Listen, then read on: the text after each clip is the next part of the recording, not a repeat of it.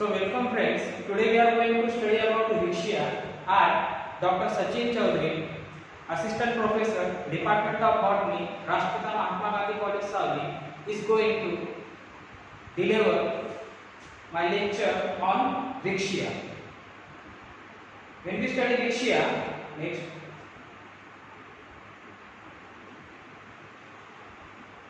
When we study systematic position, Rixia belongs to the division Bryophyta.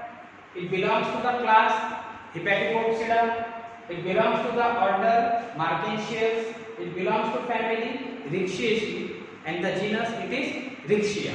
So when we study the systematic position, it is belonging to the division Bryophyta. It is belonging to the class Hepaticopsida, order Marchantius, family Rixiaceae, and the genus it is Rixia.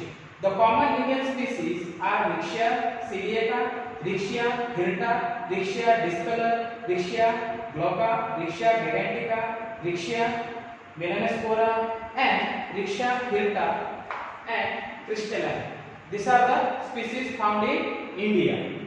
Again, when we study the habitat and occurrence, where it is found, in which condition it is growing, the genus Rixia is with about 200 species. It is cosmopolitan, means found growing throughout India. In its distribution and commonly grows in moist soils, especially during and after rainy season. So when we study its habitat, it is cosmopolitan, means it is found distributed throughout India. In India, there are about more than 200 species. But when you observe this Rixia, it is found growing during the rainy seasons or after the rains in the moist condition in the soil. Again, majority of the species are terrestrial, a few are free floating or somewhat aquatic. Example, Rixia frutans and Rixia.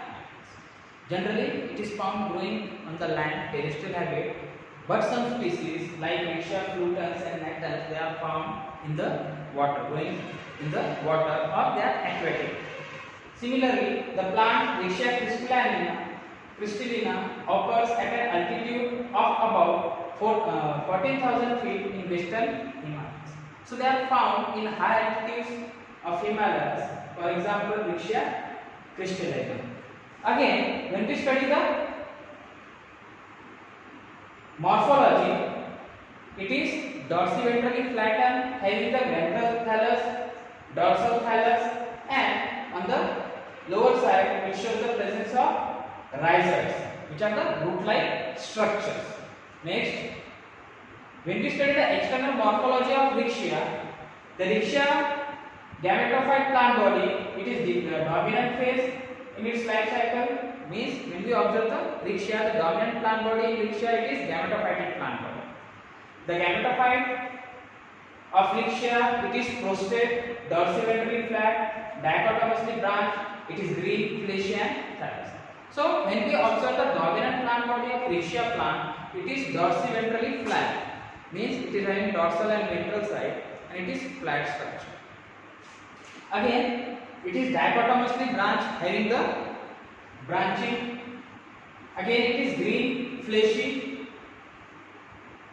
having green, fleshy thallus. Similarly, each branch is either linear or base shaped or obcorded, and as the dichotomous branches begin to grow together from one place to the plant usually exhibit a shape of rosette or a circular patch.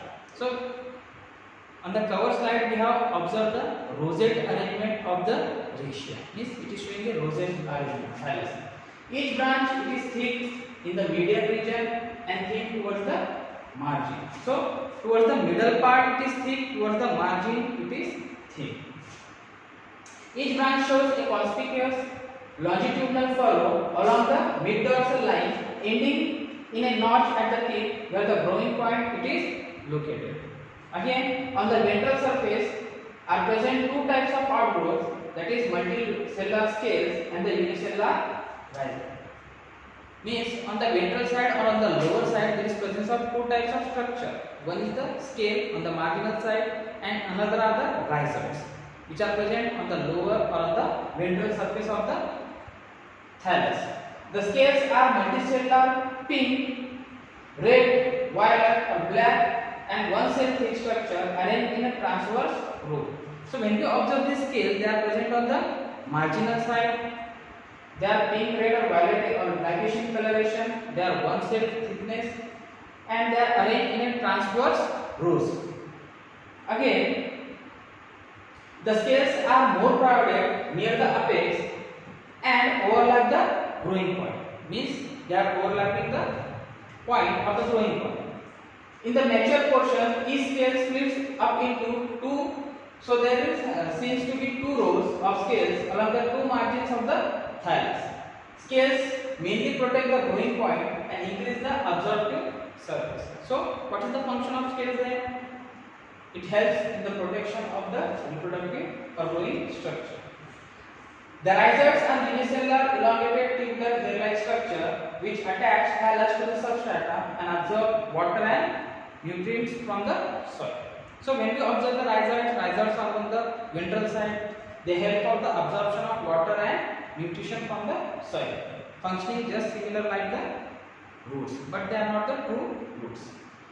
They are analogous to the roots of hair plants, means they are functioning similar to the roots present in the hair plants, but they are not the true roots.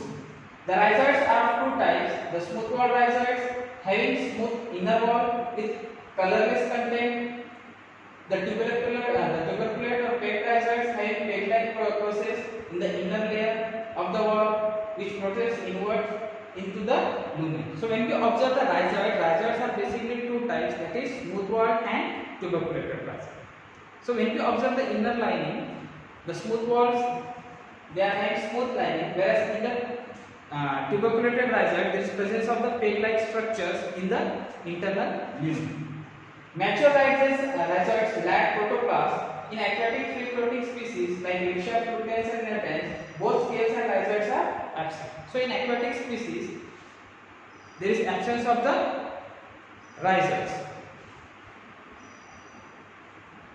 Thank you.